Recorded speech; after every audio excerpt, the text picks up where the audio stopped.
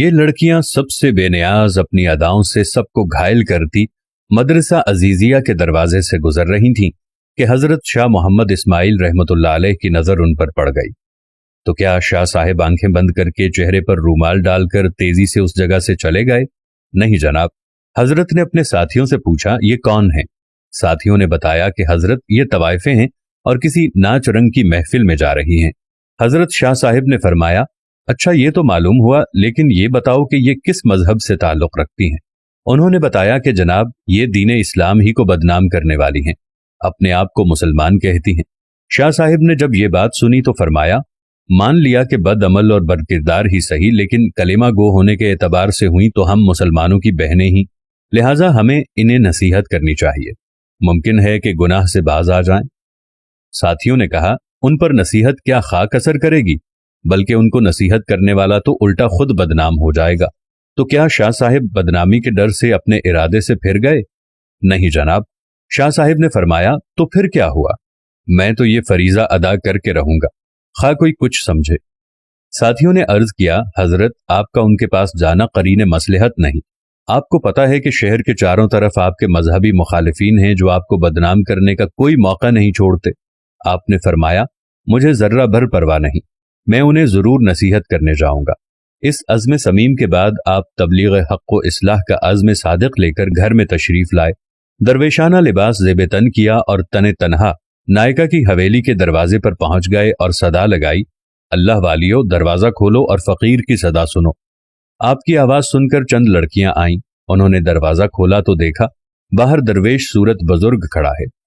انہوں نے سمجھا کہ یہ کوئی گداگر فقیر ہے، سو انہوں نے چند روپے لا کر تھما دیے، لیکن اس نے اندر جانے کا اصرار کیا اور پھر اندر چلے گئے۔ یہ کیا کیا؟ تہمت کی جگہ میں جہاں بہت سی نامحرم خواتین ہیں وہاں چلے گئے۔ شاہ صاحب نے دیکھا کہ چاروں طرف شمع اور قندیلے روشن ہیں، طوائفیں تبلے ڈھولک کی تھاپ پر تھرک رہی ہیں، ان کی پازیبوں اور گھنگروں کی جھنکار نے عجیب سما باندھ رکھا ہے۔ جو ہی نائکا کی نگاہ اس فقیر بے نوا پر پڑی، اس پر ہیبت طاری ہو گئی۔ وہ جانتی تھی کہ اس کے سامنے فقیرانہ لباس میں گداگر نہیں بلکہ شاہ اسماعیل کھڑے ہیں، وہ جو حضرت شاہ ولی اللہ کے پوتے اور شاہ عبدالعزیز، شاہ رفیع الدین اور شاہ عبد القادر کے بھتیجے ہیں۔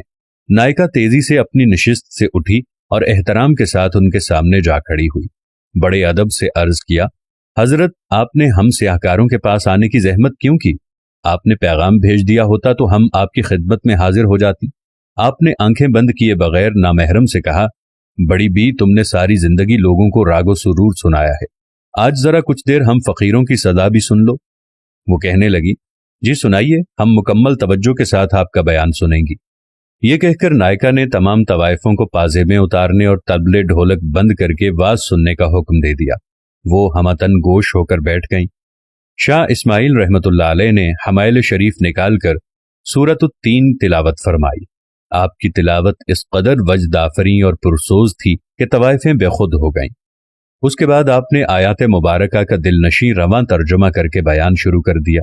ان کا یہ خطاب زبان کا کانوں سے خطاب نہ تھا بلکہ یہ دل کا دلوں سے اور روح کا روحوں سے خطاب تھا۔ یہ خطاب دراصل اس الہام ربانی کا کرشمہ تھا جو شاہ صاحب جیسے مخلص درد مندوں اور امت مسلمہ کے حقیقی خیرخواہوں کے دلوں پر اترتا ہے۔ جب طوائفوں نے شاہ صاحب کے دل نشیں انداز میں سورت کی تشریح سنی تو ان پر لرزہ طاری ہو گیا، روتے روتے ان کی ہچکیاں بند گئیں۔ شاہ صاحب نے جب ان کی آنکھوں میں آنسوؤں کی جھڑیاں دیکھیں تو انہوں نے بیان کا رخ توبہ کی طرف موڑ دیا اور بتایا کہ جو کوئی گناہ کر بیٹھے تو اللہ سے اس کی معافی مانگ لے تو اللہ بڑا رحیم ہے، وہ معاف بھی کر دیتا ہے، بلکہ اسے تو اپنے گنہگار اور سیاہکار بندوں کی توبہ سے بے حد خوشی ہوتی ہے۔ آپ نے توبہ کے اتنے فضائل بیان کیے کہ ان کی سسکیاں بند گئیں۔ کسی ذریعے سے شہر والوں کو اس واز کی خبر ہو گئی۔ وہ دوڑے دوڑے آئے اور مکانوں کی چھتوں اور دیواروں، چوکوں اور گلیوں میں کھڑے ہو کر واز سننے لگے۔ تا حد نگاہ لوگوں کے سر ہی سر نظر آنے لگے۔ شاہ صاحب نے انہیں اٹھ کر وضو کرنے اور 2 رکعت نوافل ادا کرنے کی ہدایت کی۔ راوی کہتا ہے کہ جب وہ وضو کر کے قبلہ رخ کھڑی ہوئیں اور نماز کے دوران سجدوں میں گریں تو شاہ صاحب نے ایک طرف کھڑے ہو کر اللہ کے سامنے ہاتھ پھیلا دیے اور عرض کیا، اے مقلب القلوب، اے مصرف الاحوال، میں تیرے حکم کی تعمیل میں اتنا کچھ ہی کر سکتا تھا، یہ سجدوں میں پڑی ہیں تو ان کے دلوں کو پاک کر دے۔ गुनाहों को माफ कर दे और इन्हें आबरूमंद बना दे तो तेरे लिए कुछ मुश्किल नहीं, वरना तुझ पर किसी का जोर नहीं। मेरी फरियाद तो यह है कि इन्हें हिदायत अता फरमा, इन्हें नेक बंदियों में शामिल फरमा। उधर शाह साहिब की दुआ खत्म हुई और उधर उनकी नमाज। वो इस हाल में उठी कि दिल पाक हो चुके थे। अब शाह साहिब ने इफ्फत माब जिंदगी की बरकत और निकाह की फजीलत बयान करना शुरू कर दी और इस मौजू को इस कदर खुश उसलूबी से बयान किया कि तमाम तवाइफें गुनाह की जिंदगी पर कफे अफसोस करने लगीं और निकाह पर राजी हो गईं। चुनाचे उनमें से जवान औरतों ने निकाह करा लिए और उधेड़ उम्र वालियों ने घरों में बैठकर मेहनत मजदूरी से गुजारा शुरू कर दिया।